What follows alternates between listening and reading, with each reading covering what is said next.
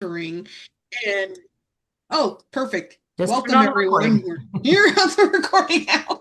So we start talking.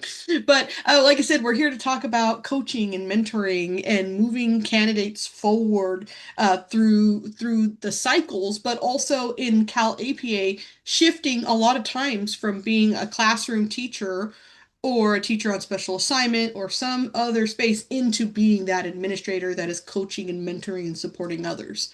And so, we asked for a couple of folks to support us today in talking about coaching and mentoring. And so Donna Jacobson from LACO is here to talk a little bit about her program and how they coach and mentor candidates, especially looking at cycle 3 for Cal APA through that process of transitioning from learner to or teacher to administrator. And Julie, you want to introduce our Cal TPA I would representative today? be happy to. And today for CalTPA and especially CalTPA, we've invited Amanda Shores. Wave, Amanda. Hi. And from Teachers College at San Joaquin County to come and speak to you about some of the interesting and very unique things that they're doing with their program. So we hope and that this really helps you in the field, sparks your creative energy and thinking of ways that you are coaching and supporting your candidates and throughout the process. We know it's difficult. We also know that every program does the CalTPA a little bit different. And that's fine. So today you might get some helpful strategies, some useful tips that's helpful to you. So that's our structure for today. And I'll turn it back to Marissa in a minute. We'll start with APA and then we will move into the latter half, we'll move to CalTPA. All All right. right. And again, we want this to be a conversation. And so as the folks are speaking, please feel free. We're a small group. Feel free to unmute yourself or and to speak or to add anything into the chat. Because to me, coming together in these collaborative spaces, talking about a topic that we all wrestle with, do a little bit differently, and have different ideas about, it makes it so much better because you hear something and you can turn it in and make it your own. So, with that, Donna, if you wouldn't mind unmuting yourself and maybe kicking us off. Hi, everyone. Hope you're doing well and had a great Thanksgiving. I just want to say that I come to this very humbly because I always ask you, like Ellen, and I met with Shantanette and Crystal. So I love this community. Everyone is so giving with their ideas and so collaborative. And I really appreciate Marissa because as large of a state and as busy as she is, her response time is really good. So, I feel very supported. I would say what's unique about our LA County office program is we have a very large program.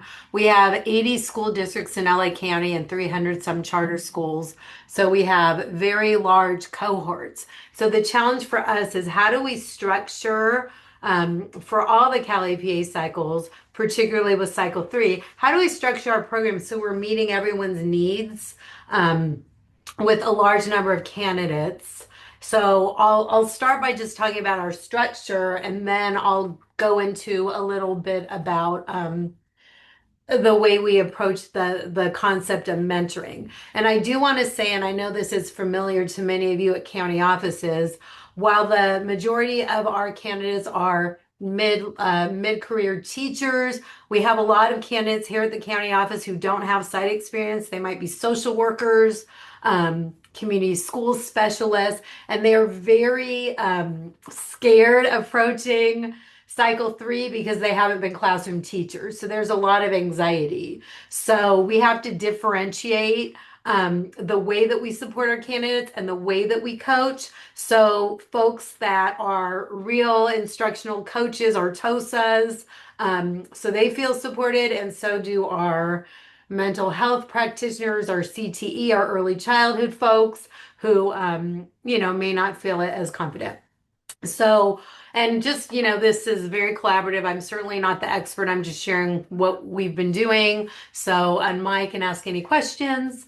Um, so I would start by the way we structure our CalAPA coaching. And it's been a lot of trial and error and learning from you, my colleagues. So we have CalAPA classes, we call them. We used to call them coaching sessions, and at first they were optional, then highly recommended, and now we take attendance.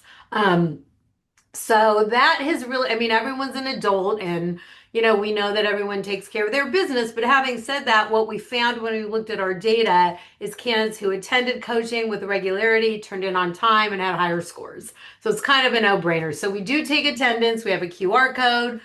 We have a number of absences. So it's a class. We formalize it more. So the first hour of all of our CalAPA coaching sessions or classes is I model what I've learned from CTC.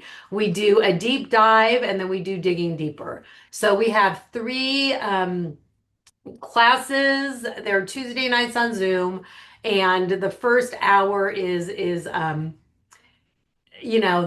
big picture. We do an overview and then we do the steps, and then we break into coaching groups. In our coaching groups, which are just random and alphabetical, because we really believe that our candidates benefit from learning from each other.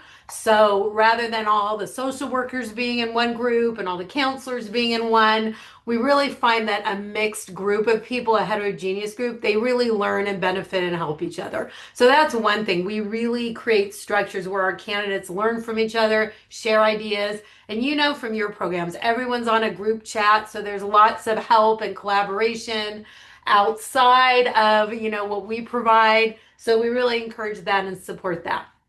So the first hour, we basically do an overview. It's not very interactive, but we all of us know at this point what our candidates get stuck on. Now, pertaining to cycle 3 specifically, and I know I'll see head nods on this, it's really difficult to differentiate what evaluation is as opposed to coaching and mentoring.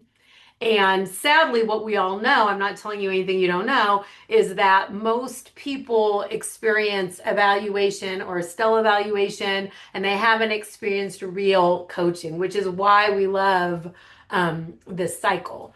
I also want to tell you that we start with cycle 3 for a couple of reasons. First of all, I learned from some of you. I think maybe Ellen, I don't know. I learned from other programs that they start with cycle 3. Um, we think that it's just a good way to start with the mentoring and the coaching. It's a good springboard. Then we do 1 and 2. We also start with cycle 3 because it aligns with our courses. So we title our courses after each CAPE. So course 1 is the vision and personally developing as a leader. Then we go straight into instructional leadership. So we have worked with our professor, who's a former superintendent and a true instructional leader. So Dr. Lockhart really finds time and space within course 2 to talk about the difference between evaluation and coaching and mentoring. And of course, we start with what's the purpose, clarifying the roles. She does some simulations of what coaching would look like, the type of questions, um, some samples like evocative coaching, cognitive coaching, things like that. And we really start, with simple definitions. So what's the goal of coaching? So we do it not, it's integrated. It's not just in our coaching classes, but also in course 2. Um, so are there any questions so far or comments or?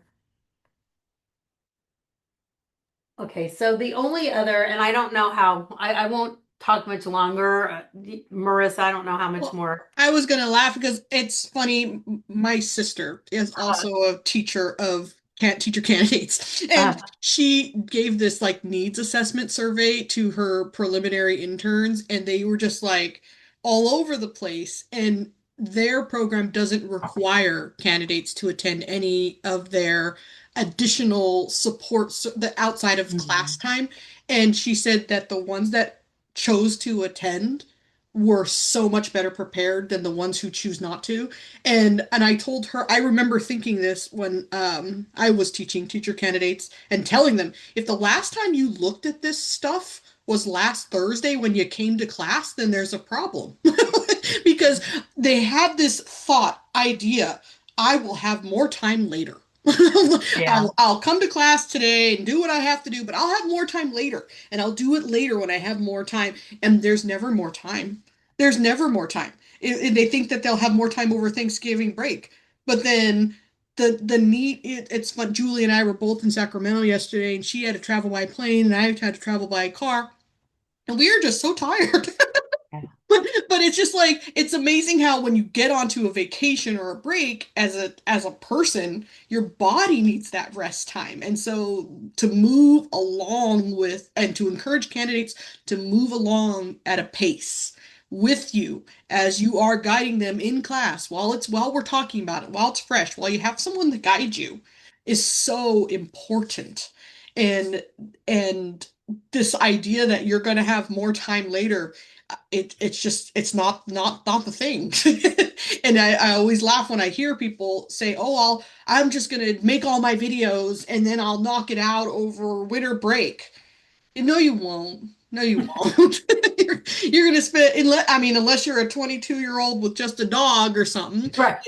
it does. That's not the reality for most folks. And that was something interesting because when I was doing my admin credential, I was doing this actually while I was writing my dissertation, finishing up that, and a full-time county office of ed intern program job with went from 35 interns to 75 in 1 year, and while doing a lot of other things along the way, and there's no more time. It just doesn't exist, but you make it if you're one of those types of people, and I'm unfortunately one of those.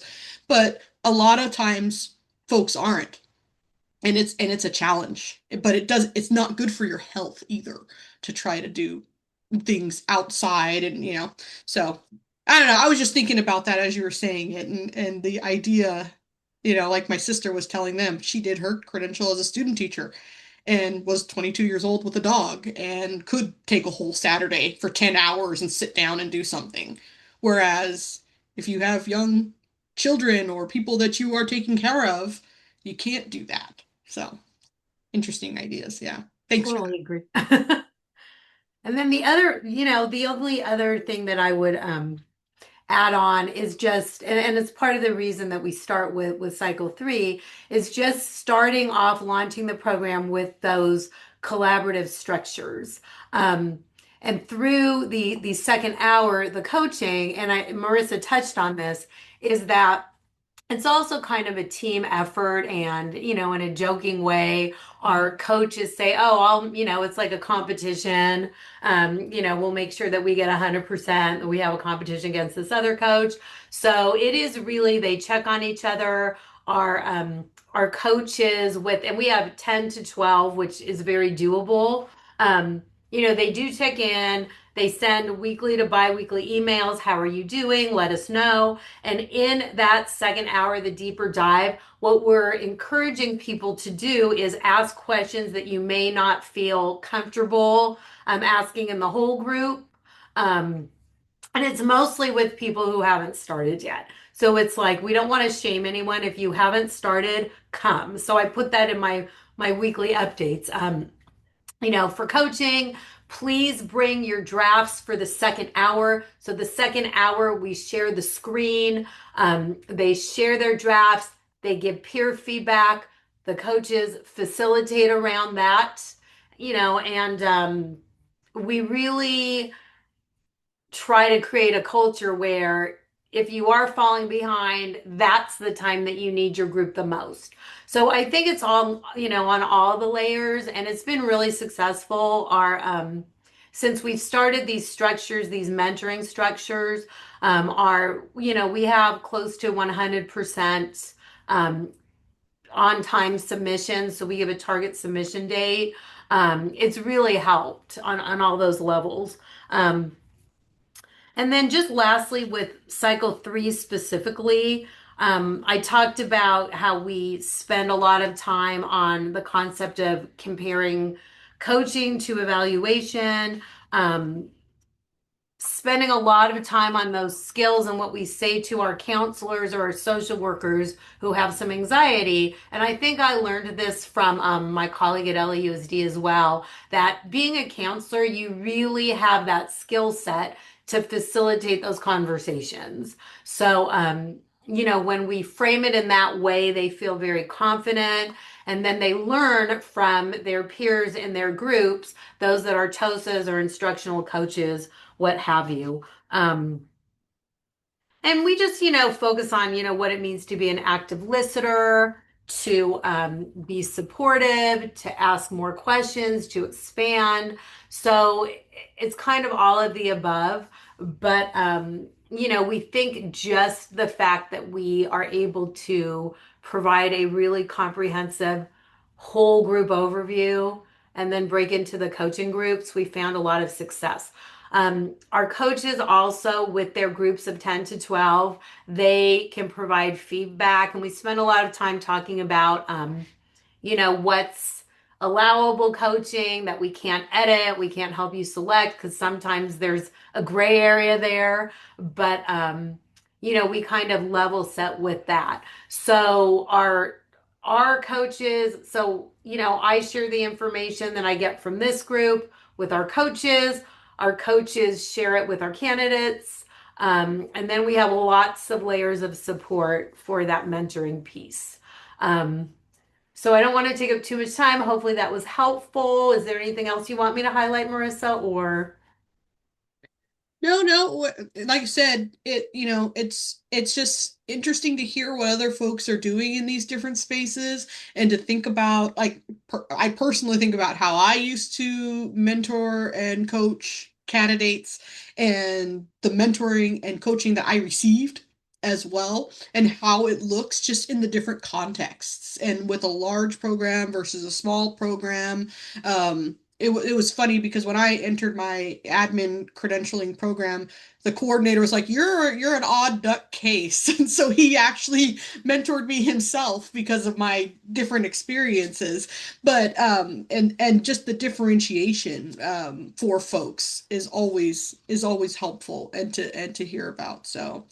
Are there any questions or anything that any of the APA community would like to add?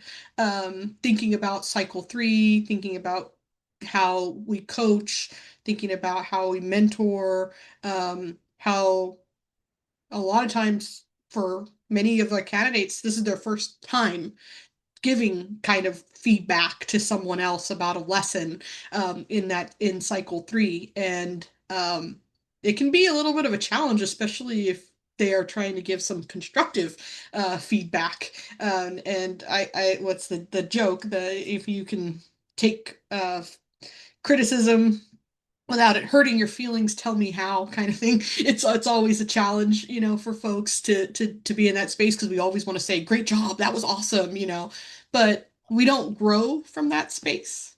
Really, we grow from the space of someone saying, this was all so good, but when we look at this CSTP, when we look at this component, what do you think we could do? What do you think we could do here?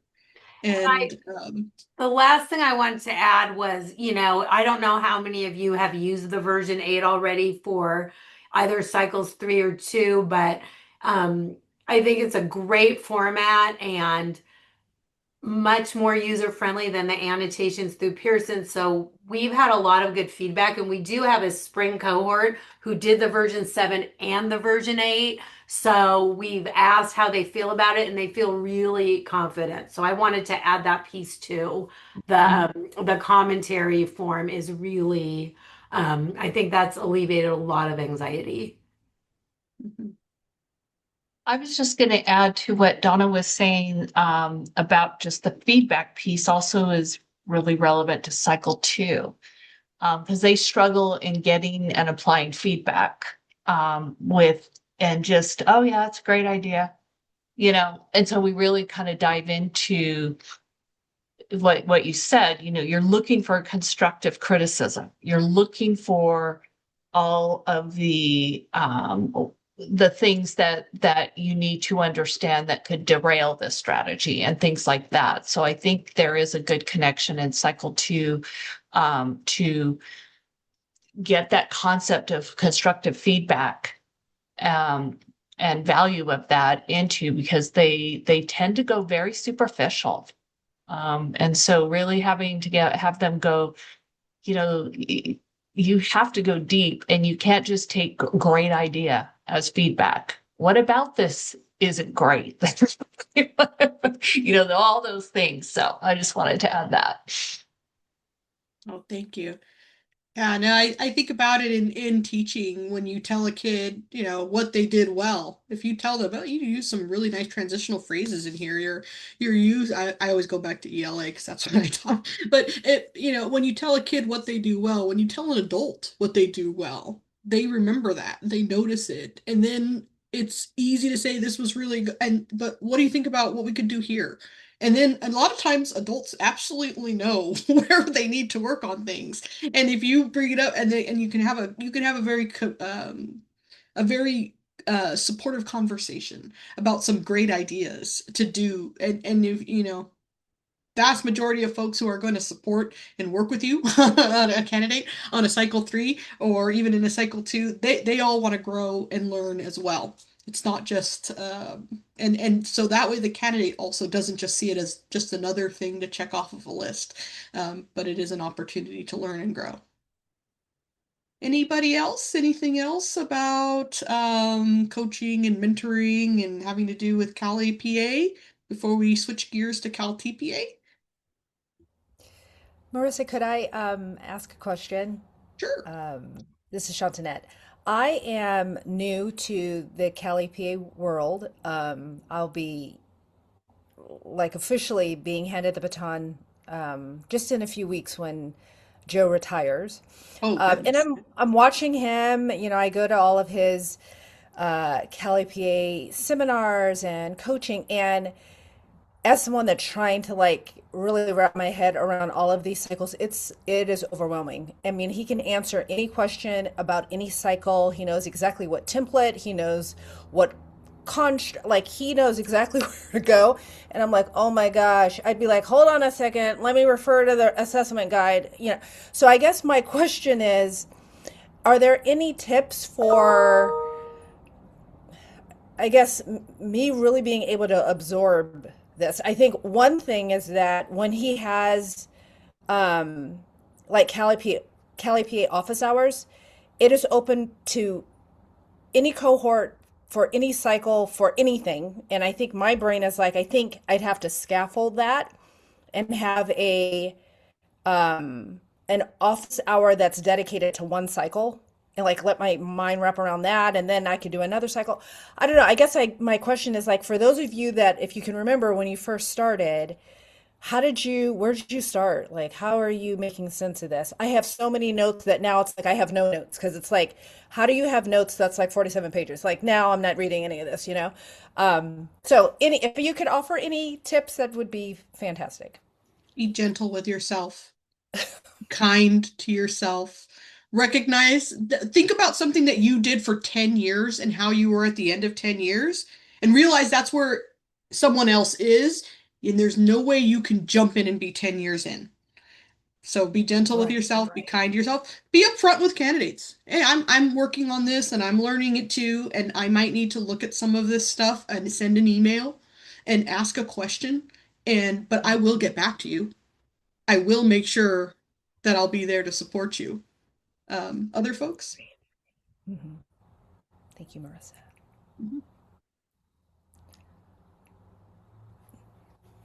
I would also echo what Marissa just said, because when we have weekly candidate office hours, and I had first started, I was terrified because here candidates could come in and ask a question to us, CTC staff, about any version, and of all the different credential, different cycles. So it is terrifying at first, but yes, I learned to get their email, get their question, get back to them. It does get better with time, of course. And the more I could just look at it with them and kind of think through it with them. Okay, well, let me pull it up and let's talk through the rubric, or let's talk through the language that maybe they're confused about. We can always figure it out. So yes, be gentle on yourself. Thanks, Julie. Okay. I can share what one of my colleagues did. Like I'm here for the CalTPA, but one of my colleagues was starting to support with the CalAPA, and she felt the same way. And she's like, I don't know how I'm gonna get there. So one of the things that she did, she took the template and she just, as a student, completed the template. She's like, I need to understand. I need to see what a student experiences as they are working on this assessment. So that was one of her ways to kind of make sense of it, go through the emotions, like, wait, this question, I'm not quite sure here. I'm thinking in this way. So that was helpful to her going through the process herself. I don't know if there's time for you to do that, but my a suggestion. And also, I know, and this is in a good way, there's a lot of changes because my understanding is that the versions looked more similar until recently, and then based on feedback, you guys have changed the versions. So I think we're kind of all learning together, right? Like, I don't know how you would know everything all at once. I don't know. I've asked you questions, Shantana. I think you're very smart. I'm not worried. I ask you things.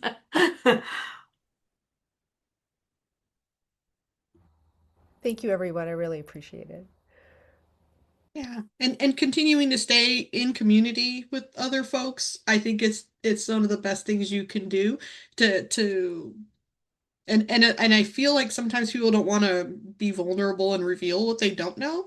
And so if if you find a small group of folks and maybe even a mentor within a group to be able to be in that space. I had a program coordinator that I talked to on the phone last year around this time, and he cracked me up because he told me it was like talking to a celebrity because he'd only seen me in these like webinar things. And I was like, well, and he had a question, and he was vulnerable enough to say that I didn't understand this, and so that's why we had this issue, and I appreciated that, and I said, well, that's what we're here for. You should never have to pay for help. We're here to help and support you all, and we can help to connect folks, and that's why we've tried to do more of these sessions this year. We've tried to do PLCs, different things to try to connect folks to one another because it being in community and moving at the speed of community and hearing from candidates, it helps to guide the state with the decisions that we make going forward.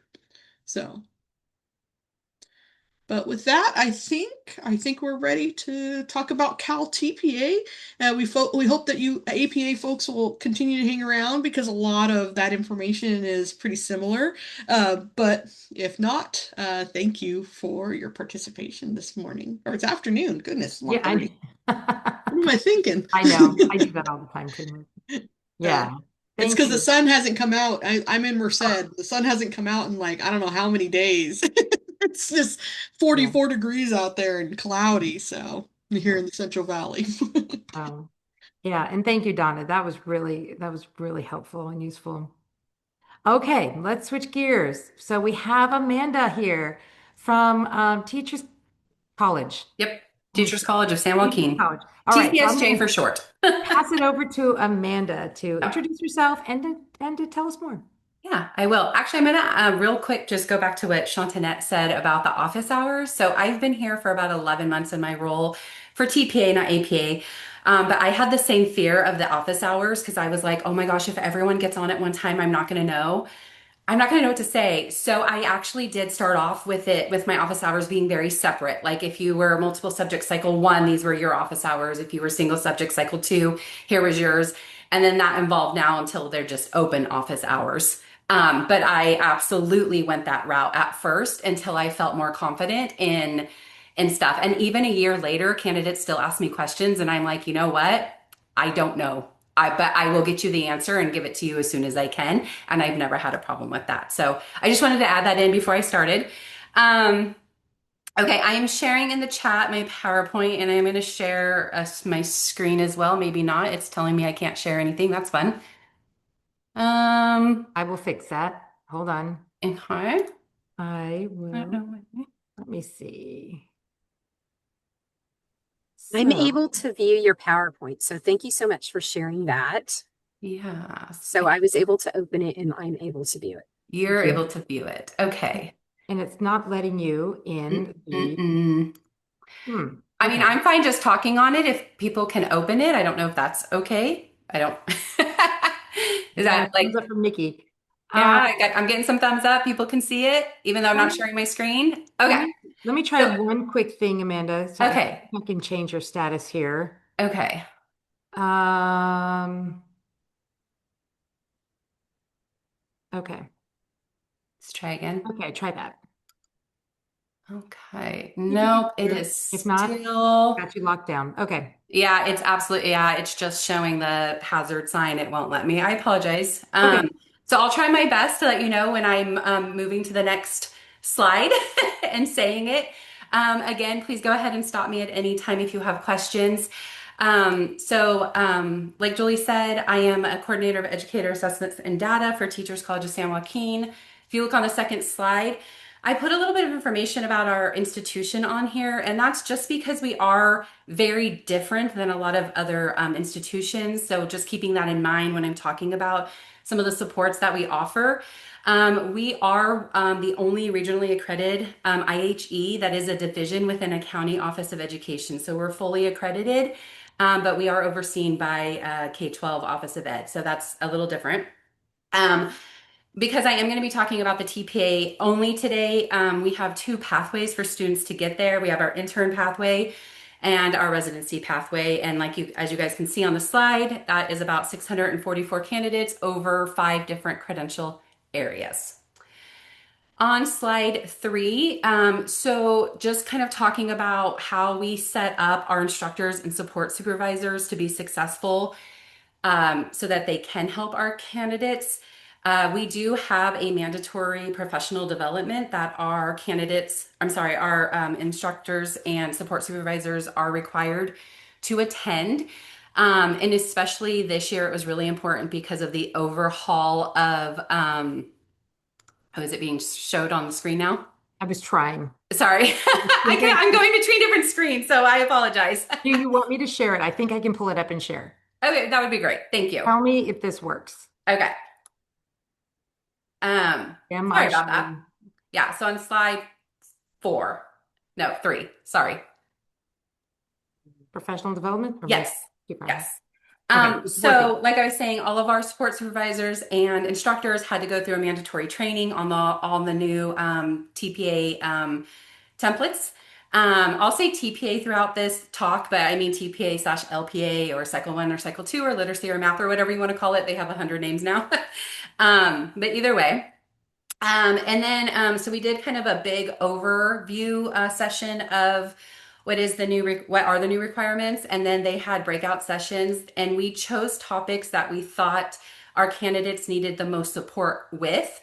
So you can see there we had one on assets and funds of knowledge. We find that most of our candidates really struggle in that area, and they do require a lot of work or a lot of help in that area.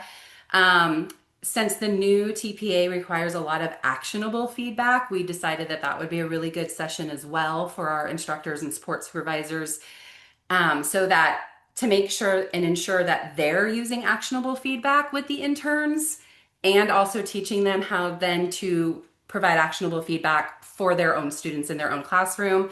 And then understanding acceptable supports. The support level for the TPA has changed over the years. Some of you guys might have known from a while ago. I was not around at that time, but some of our support supervisors who've been here for a long time are kind of like, I can't even talk about the TPA with our candidates. And so we wanted to make sure that everybody had the new updated acceptable supports and that they were trained on that. All right, slide 4, please. So in addition to the professional development, we include pieces of the TPA in all of our classes. It's integrated into our curriculum. So there's just an example here. One of our first classes, we're talking about UDL, depth of knowledge, assets and funds of knowledge.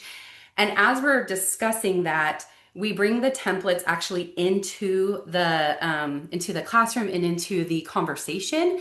And we allow our candidates to collaborate and come up with answers together on kind of like a fictional scenario. So that way they've already been exposed to it. We can talk about the type of writing that's expected. that elements of it. So it's not just what are you going to do, but that really important piece of why did you make this instructional decision? Why did you make this? How is it going to benefit learning? And so that is a part of all of our classes. But in addition to that, we actually have a very specific 5-night TPA course where that's the content. And that course is spread over 4 months. So kind of the first night is we're going to do step one and give them tips and tricks and talk about it, answer questions, and then they work on it. They can submit it to the instructor. They can get feedback as they're working on it. And then that continues throughout the 4 steps of the TPA that they're working on. So when they're in that class, it's very specific to their credential type. Single subject cycle 1, single subject cycle 2, multiple subject, all the ed specialists, so forth and so on. On the next page, we also have aligned our Teachers College lesson plan to meet all of the requirements of the TPA. So as you guys know, they can submit the Pearson template or they can submit another template as long as it answers all the questions. So we have made sure that we have a fully aligned UDL asset-based lesson plan that mirrors what is asked on the TPA. So our candidates get a lot of practice in writing the lesson plans before they even have to do it for the TPA. All right, sorry, I'm talking kind of fast. Just trying to get through it. If I need to slow down, let me know. Or if you have questions, let me know. Okay, so I think we can move to the next page. So, all right, so this is a big one that we have. We also created a TPA Canvas course and guides for our students. So if you'll just click to the next slide, Julie, thank you so much. This is just a picture, it's a screenshot. So when our candidates go to our Canvas course, they land on the home page, which you can see it says Impact TPA Classroom. Impact is the name of our intern program. That's why you'll see that. Each one of those buttons is a link that takes you straight to the module that you need for your teaching credential only.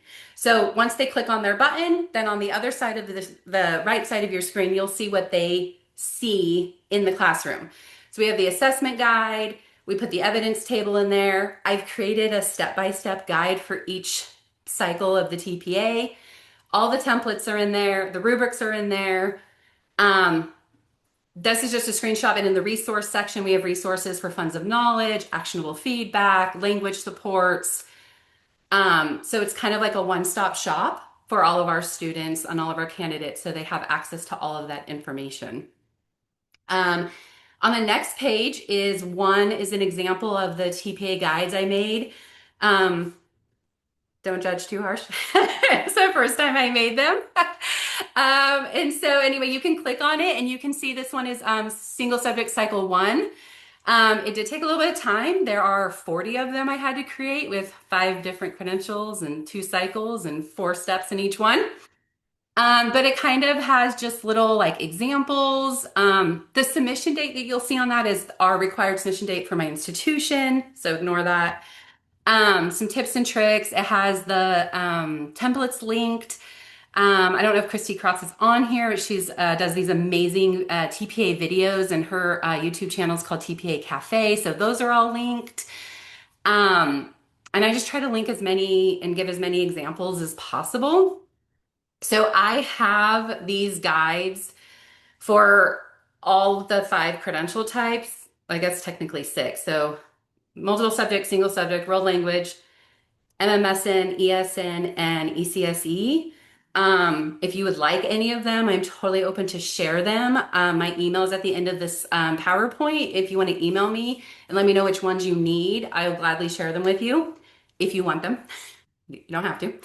But that is a resource but that's a resource that we have for our candidates. And they kind of like it because when they can't get on a Zoom or an office hour, then they can access it at any time and kind of help to try to get some of those questions answered that they may have. All right, a few more things. So on the next one, another thing that we offer our candidates are what we call think tanks. These are specific Saturdays that we offer our candidates to come in. They're from 9 to 12. They do register for them. They are free. And they can sign up for a 30-minute one-on-one consultation with a coordinator, which is either myself or any of the coordinators from all the programs. Some students just like to come to have a quiet place. Like Marissa was saying, like if you have children or people you take care of, sometimes it's not easy to get your work done at home when you have 5,000 things to do. So we have students who come just use it for a quiet workplace. We have groups of students who come together from a cohort and they work together and they're bouncing ideas off each other, and coordinators, we're walking around answering questions. So that's a resource that we offer for our students as well. And then a few more things, and then I think I'm wrapping it up. Sorry. Next, I do offer on the next slide, office hours. So we have open hours, an open office hour once a week. And then also have people can schedule meetings with me at any time. Even if they don't want to get on and jump on a Zoom, they can send me their TPA templates and I will offer feedback, myself and our other coordinators. One thing I want to point out with that is there's a fine line of telling a candidate what to include in their TPA or what not to include. And so in order to avoid that, we frame all of our feedback in question format. So if you see at the bottom there, it might be a little confusing. This was just an example. I highlighted where the student put discussion and explanation of energy formulas. And if you look next to it, my feedback was, what will the discussion look like? What essential questions will be asked? So I'm not telling the candidate what needs to be in there, but I'm just kind of maybe asking some questions of things that I'm not seeing. So it's like a tell without a tell, if I can say that. And so that's kind of how we've trained everybody to give feedback is you give it in question format, and then the candidate can take that and do it with what they want. I have candidates who will turn in a template 3 or 4 times to me to get feedback until they feel comfortable. One thing we never do is tell a candidate, oh, you're absolutely going to pass, or, oh, yeah, no, this isn't going to pass at all. And by the way, we have them tell me or ask that question all the time. Well, do you think it will pass? I can't tell you that. Okay, blink twice if you think I'm gonna pass. I'm like, I still can't tell you that. It's like, it doesn't matter how I give you the information. I'm never gonna tell you if you're going to pass or not pass because I'm not your assessor and I don't know that. So we have that is for candidates. And then the last thing that we do with our candidates I think is really important is we don't shy away from AI. So that's on the next slide. But the way that we frame it throughout our entire program, so not just for the TPA, but specifically for the TPA, is to use AI as a thought partner. AI is here, we know they're going to use it. We try to teach them the appropriate way. So instead of just putting your prompt in and it shooting out this wonderfully made essay or written narrative that you're just going to copy and paste, we tell them to, when they put their prompt in, to ask for the response in bullet points in bulleted form, because then they can just take that thought, like they can take that idea and then they can run with it and turn it into their own written narrative instead of it already being written for them, and then that's just plagiarism and copy and paste and are not going to pass the TPA that way. So we've had a lot of success with this because sometimes, like I said, it just like instead of just talking to another a peer maybe and that they don't have access to at the moment, definitely they can bounce ideas through AI, but having them give the feedback in bulleted point form has made a huge difference in them making it into their own work. So I think is that the last one? And I was just going to chime in real quick about AI because the commission does refer to whatever the program's policy is on AI. So the commission is pretty silent on this issue because we trust that the program has some sort of policy. And here at Teachers College, this is a great policy that they're saying, yes, you can use it because we know candidates are going to use it. But you can use it as a thought partner. It's not thinking for you. It's not doing the work for you. The bullet point format is a great strategy and one that you could certainly use. So that's something for you all to think about because I know that we've had a lot of questions about can they use AI? Do you have an AI checker? And some programs even tell their candidates that the commission will flag for AI. We have an originality checker. So if they run it, if they're copying someone else's work that's been submitted in the past, it's going to get flagged for originality. we have we've kind of wised up, and sometimes we can really spot what's kind of chat GPT-ish. Like when they use like three things in a row, three things, this, and this. Um, the dashes. So The there's M some dashes. tells. Yeah, there are definitely some tells that you probably can spot when you're reading your candidate's work and you're looking at it and you're like, "What the voice and tone has totally changed." So yeah, just having that policy being clear and upfront with your candidate. And then when they do go to submit their work at the very end and they're uploading it to the evaluation systems website, they are clicking and attesting that it is their own work. So just wanted to kind of chime in there, but I'll go to the next slide for you, Amanda. Yeah, I think that was it. I know I'm a fast talker. I apologize for that, but questions on anything I talked about?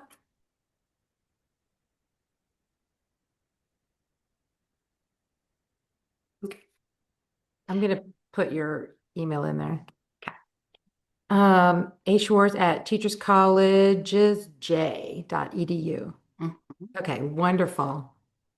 Yep. And if you want any of those guides, then like I said, just please email me and let me know which ones, which credential type and which cycles or all of them or whatever you need, and then I will go ahead and email those to you. I see lots of appreciation in the chat. Yes, and to call and to thank Amanda for putting this all together and being willing and vulnerable and open to coming and chatting with all of you today. We're so grateful. Yeah, Are there my questions pleasure. for Amanda on things that they and how they're doing it, and hopefully it's sparking some ideas in your mind about ways that you could support your candidates.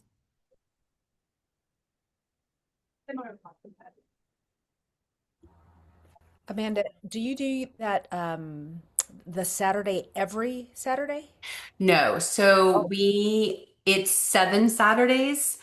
And there's always one in the fall because a lot of our candidates, especially in our 2-year program, they haven't really started. They might start thinking about it in the fall, but and then the rest of the 6 are between January and April.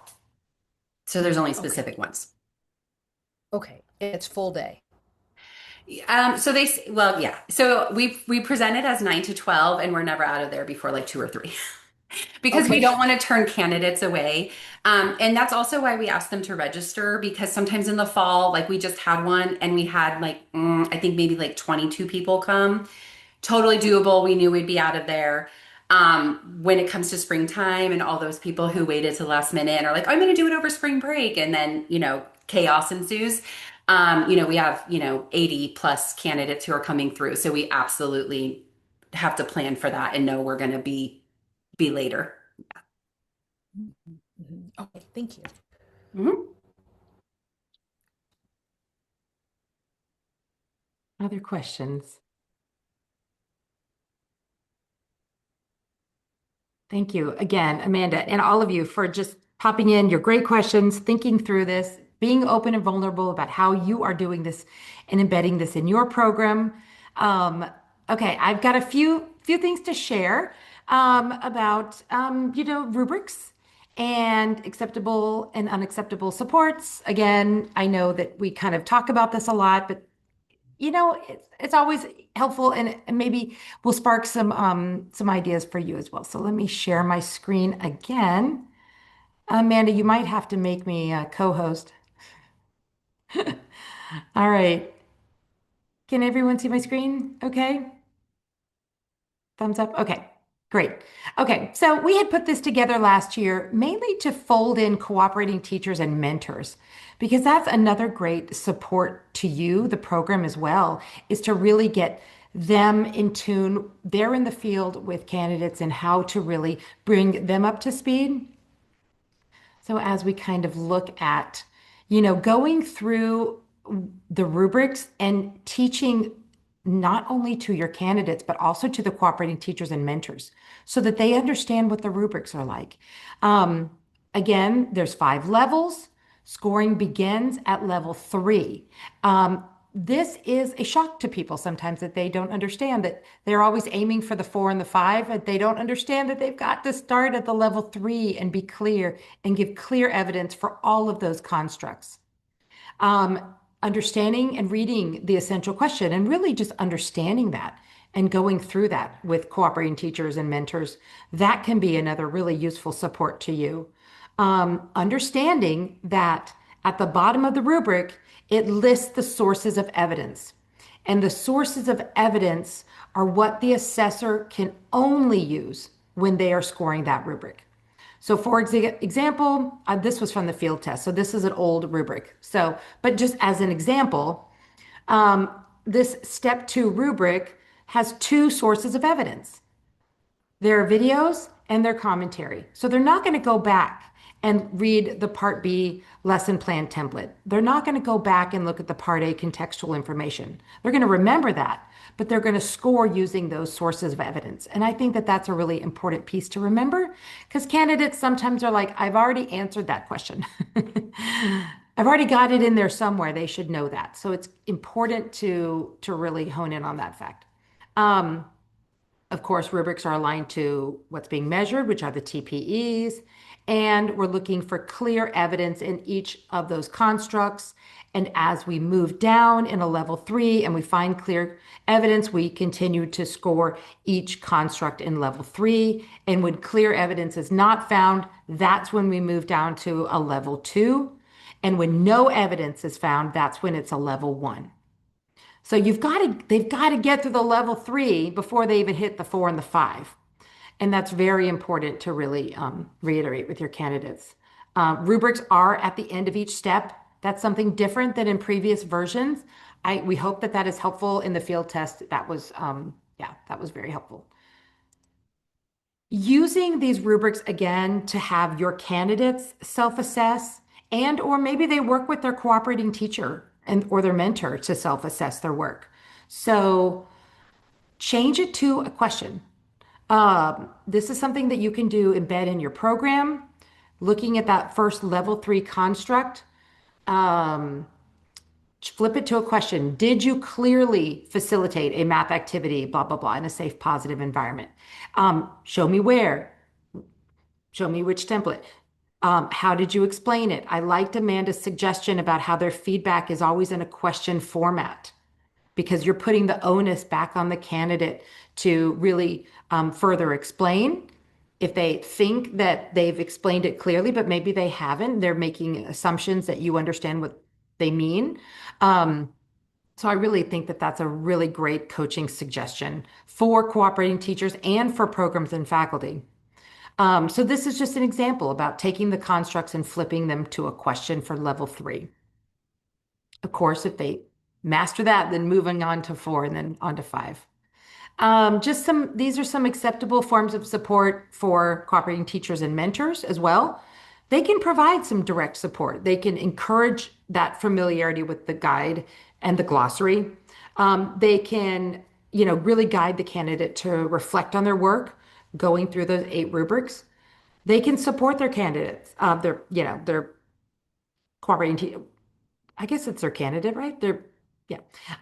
In understanding all of the templates and just which templates are not, which parts are not a template. It's a piece of evidence that they're uploading. And then they can, of course, support them with their video recording. They can follow them around the room, making sure that the volume is close by. They can make sure that, they can provide that space for the candidate to record. They can, if if the candidate's recording with a smaller group, they can take the other group in another room and go help and support by working with them and teaching them. They can help the candidate, they can watch the videos. Absolutely. You can watch the videos. And just helping them troubleshoot if they're free of any technical issues. I just want to reiterate, video edits are allowable. They have been allowable since last April when the commission changed their policy. So video edits are allowable for math cycle, literacy cycle, cycle 1, cycle 2. In cycle 2 and in the literacy cycle, in their step 4 videos, edits are allowable. They are allowable. So Just to reiterate that, we get that question a lot. And then they can support as, you know, and helping the candidate upload to the evaluation system site days before the deadline, not on the deadline day, because we are getting a lot of, we're hearing a lot about bandwidth and, you know, the spinny circle of death that they can't upload because of traffic, basically, to the website. So they can't do it for them, but they can support. And then they can provide, of course, that coaching support that you provide as well. They can give that constructive feedback, you know, on best practices, you know, rather than like really specific answers like, but they can certainly provide insights. That's what we want from our coaches in the field, you know. Encourage that independent decision making, like how Amanda suggested the questions again, you know, so you're helping them think critically through by asking those questions of them, like, how did you do this? And just reflective questions as well, without, you know, giving them specific answers. Focus on that skill building, you know, strengthening their understanding of the requirements, the templates, the videos without being prescriptive, and reinforcing their role, the candidate's role. You know, remind your student, teacher, intern that all decisions are theirs. They are driving this. This is their work. There is choice points the whole way through the CalTPA and the Ed Specialist CalTPA, from what lesson they're doing, from the focus students that they're choosing, from the adaptations they're going to be using. You know, everything is their choice point. It's meant to authentically reflect their work. And then as a reminder of some unacceptable forms of support from a cooperating teacher or mentor that, you know, giving them the answer would be an unacceptable form of support instead of coaching them through with questioning. We don't want them selecting the focus group for them, but they can certainly say, yeah, let's talk about it. Which ones are you thinking you're going to select? Oh, you're thinking about between these two? Oh, yeah, well, this one, you know, this one does this and this one does that. So they can definitely be their thought partner there. Um, you know, we don't want them editing or revising their work prior to submission or even after submission. They're not editing their work. No conjecturing on, this says math cycle, sorry, any cycle. No conjecturing on the requirements, expectations, like you're definitely going to pass, just put this in. This is how I did it when I went through it and I passed. And even conjecturing on what is sufficient evidence. This is really for the candidate to make that decision. You can push back on them and say, do you feel like you've provided sufficient evidence of this and this and this? And if they feel that way, then great, then that is their choice point. Um, Using those institutional terms and definitions as substitutes for those used in the cycle, I would not recommend that at all. That becomes very confusing. That's why we have that common set of terms in the glossary. So they should be using those. And then offering just any alternative response or answers to prompts for a candidate's draft response prior to submission. So they should not be, you know, offering that level of support. That moves out of support and into the doing it for them. So that is what we don't want to do. They should not be telling them which clip to use, you know, or which work sample to upload. And then uploading a candidate's response to any publicly website or anything or any social media is a big no-no as well. So that protects their privacy, student privacy, and so we do not want them doing that. Questions so far? That was just a quick little reminder. Anyone want to share out some ways that they might be, a strategy that they might be using in their program that they have found to be a really great form of support, coaching, support for teachers or leaders? Julie, can I ask a specific question? And I could hold if anyone has something wants to it. Okay, let me ask you a specific question. Just that I'm connecting with my colleague, and she wanted me to make sure I ask this question. When we're talking about cycle 2, Okay. can the reteach lesson have a similar learning goal and ELD goal as one of the prior like three lessons? Can the learning goal be the same, similar for Similar. the reteach? Uh-huh. Sure, it's probably going to be, yes, similar because they're on this whatever unit of study. And based on the data, they've decided to perhaps do the reteach. So yes, we would find that yes, something similar would Similar. be Yes. absolutely, yeah, right in line with what they should be doing. Okay, Mhm. perfect. Just wanted to verify. Yeah, of course. Also, I want to just mention about, I don't know where this came up from, but step three in the reflect.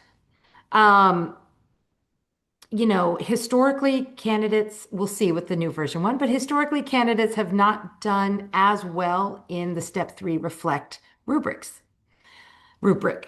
And so, one idea is to really take those prompts in step three in the guide and somehow be embedding those in your fieldwork practice forms.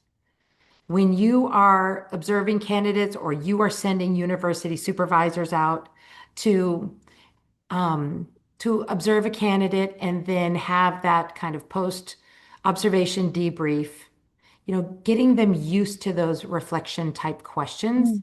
has shown to be very useful when they go do through the CalTPA process and then they get to the reflect stage, they can think back to, one of their many 12 observations that you're doing of them throughout the year, and they're very used to that kind of reflective process. Huh. Maybe we need a digging deeper to look at some different Mhm. fieldwork observation forms or something. Maybe that would be helpful too.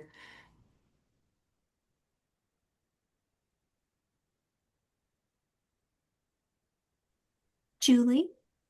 Yes, hi. Hi, I had a quick question to the follow-up of Anna's. I think I was just, that was a great question. And I loved your reflection idea because we had talked about how either at the end the students get kind of winded, tired, right? And so that reflection, there's so much in parts one and two, or especially part two, but how the time taken to reflect is just not often there, right? And so and I would imagine, and for everyday teachers, right? Practicing teachers, that time we're just moving so fast. So I think that's great, great advice. I wanted to follow up on her question. She mentioned the reteacher extension. I was under the impression that that's an activity versus a Mhm. full on lesson. So thus, it definitely would want to capture the same learning goals and standards in ELD because you're doing an additional Mhm. activity. Is that correct? Rather than a full-on lesson?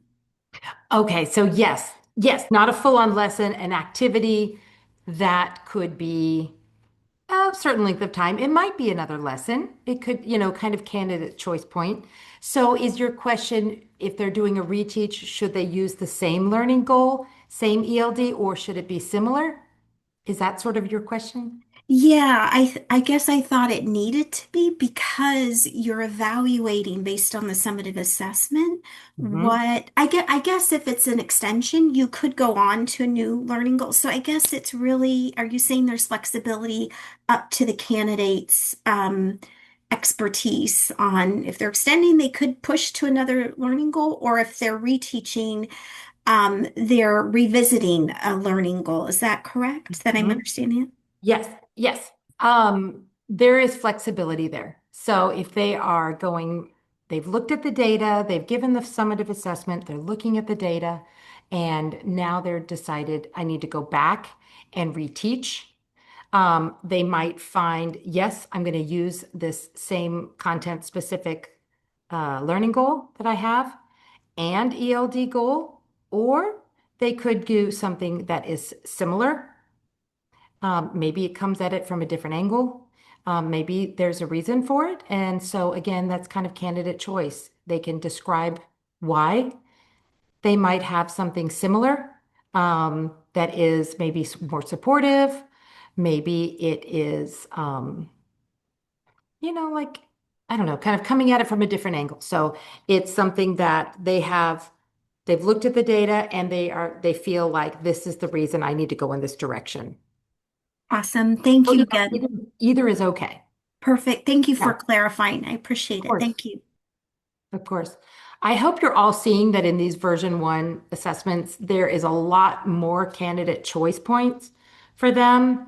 And just to keep it authentic to their context, what the kids need, what is that they are and have the autonomy as the teacher to make those decisions for their students, for their focus students, on the adaptations they're using, the content they are using. Um, so yes, we want candidates you really thinking through and making those decisions and then supporting those decisions. So they have to explain it to us, right? They have to kind of really go into depth and really, talk about it. But that's okay. That's what we want. We want teachers thinking through those choice points and those decisions for what's best for their students.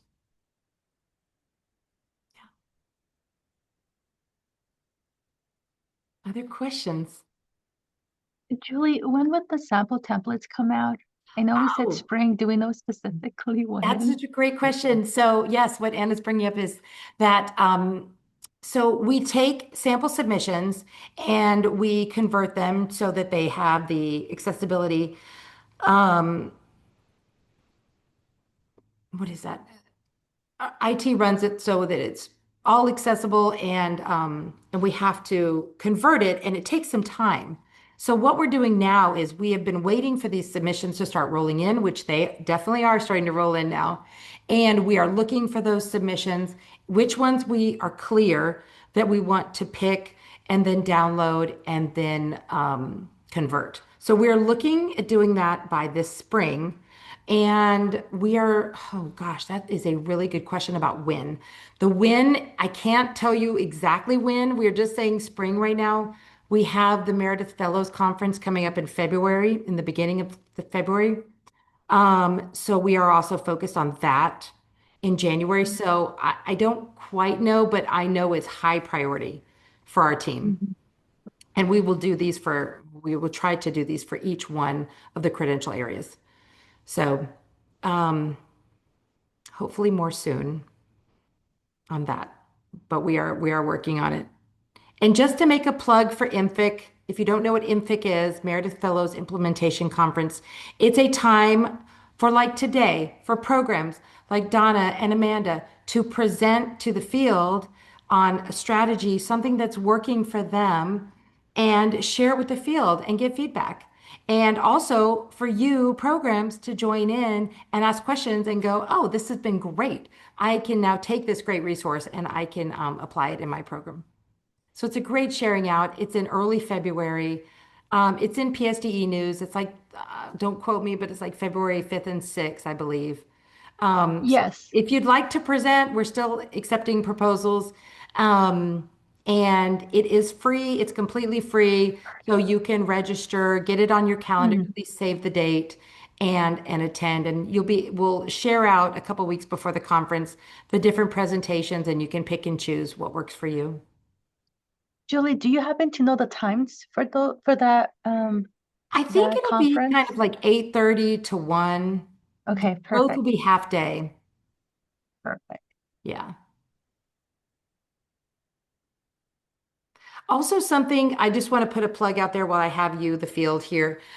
Something that we're hearing from our assessors, and Amanda touched on this about the Part B template for the math cycle and for cycle one, they can use their locally provided lesson plan. Mhm. And she mentioned that they have their own lesson plan and they've gone through and they've aligned it with the prompts in the guide.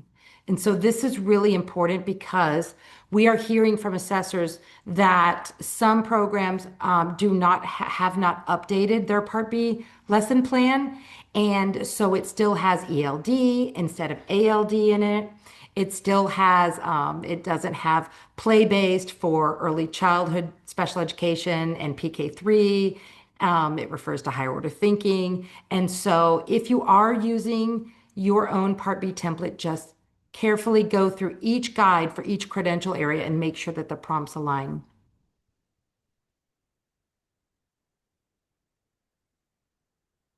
Okay, and with that, I think I can hand you back a little extra time on your day. And I'll go ahead and stop the recording. Thank you again for all being here. And we so appreciate all that you do to support your teachers, your mentors, your leaders, your faculty, and everyone in the program. Thanks so much, Julie and everyone. Bye-bye. Thank you. Bye. Thank you, Thank everyone. you. Thank you, Julie. Thank you. Amanda, you might have to stop the recording for me because I made you host. Okay. Where's the recording one at? Or you could just make me co-host and I'll stop the recording. How funny. Share screen. Da, da, da, da, da, da, da. Why is it not giving me the option? That's okay. I will just go ahead and just end the meeting. I'm so sorry. It's like not, it's like giving I me all know we've got all options. glitchy. It might have gone to Marissa too. Okay. Yeah. All right. Okay. Thanks, Sorry about everyone. that. Have a great day. And thank Okay. you, Great. Donna, and thank you, Amanda, so much. Bye. Bye.